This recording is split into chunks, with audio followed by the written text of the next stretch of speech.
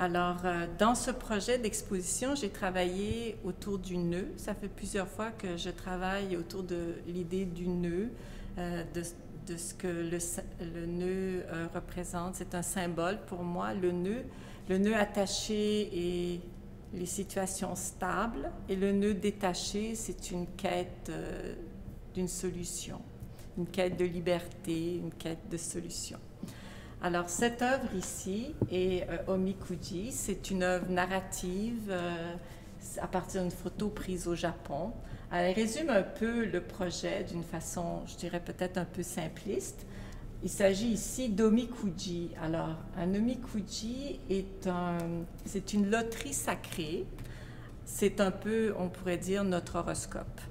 Alors, c'est au Japon, dans les temples shinto ou bouddhiste. Pour 3 $, on peut acheter d'un moine un petit papier enroulé et quand on le déroule, on lit notre prédiction. Si la prédiction convient, on garde le petit papier. Si cela ne convient pas et la prédiction n'est pas très bonne, on peut re-enrouler le papier et l'attacher sur un fil de métal. Et c'est là qu'on voit les fils de métal avec les omikuji attachés. Alors, la grande œuvre que je présente dans cette exposition s'appelle un grand omikuji, mais en fait, il est très différent dans le sens que le nœud, il n'est pas attaché. Le nœud est détaché, c'est plus comme une forme qui se promène et ça suggère une quête de réponse, ça suggère les voyages, une recherche, un questionnement.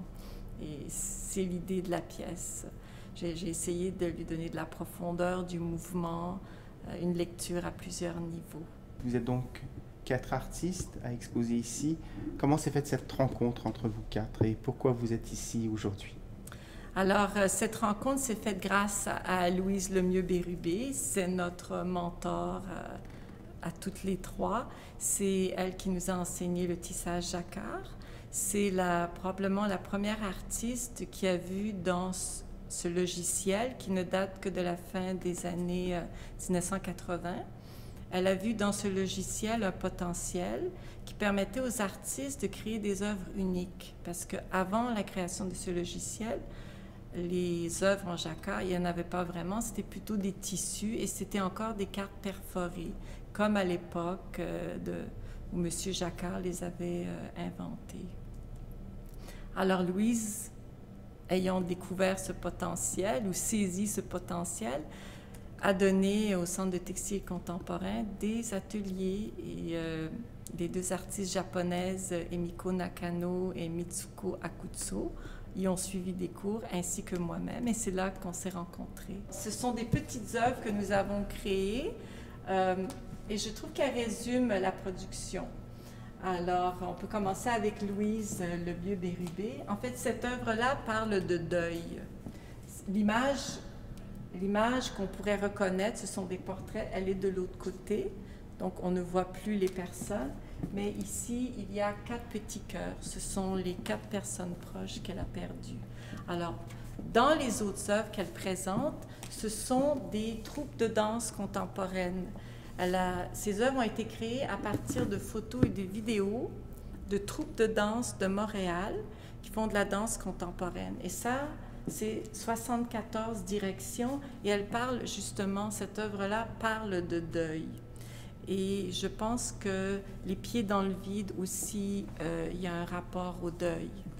Alors Louise, ce qu'elle essaye de faire, c'est de travailler avec plusieurs formes d'art, l'œuvre visuelle en textile, la danse contemporaine et la photographie. Elle travaille beaucoup aussi en photographie.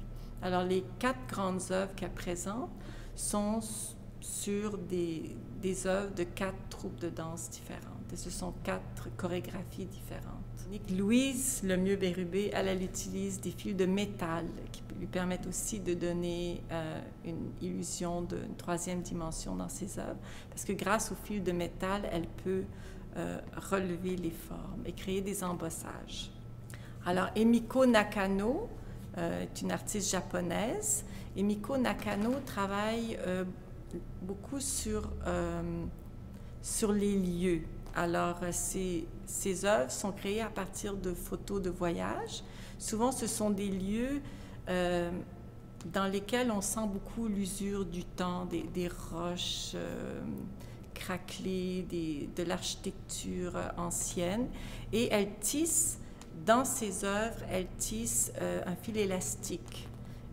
Donc après le tissage, quand elle lave la pièce, l'œuvre a un relief qui est créé à travers le fil élastique. La quatrième artiste, c'est Mitsuko Akutsu.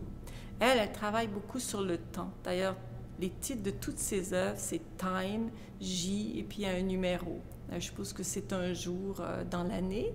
Et c'est son rapport à elle, sa personne et le temps. Et c'est pour ça que dans toutes ses œuvres, il y a des ombres portées qui sont souvent les siennes. Elle se photographie dans différents lieux. Alors, son travail se joue beaucoup autour du temps.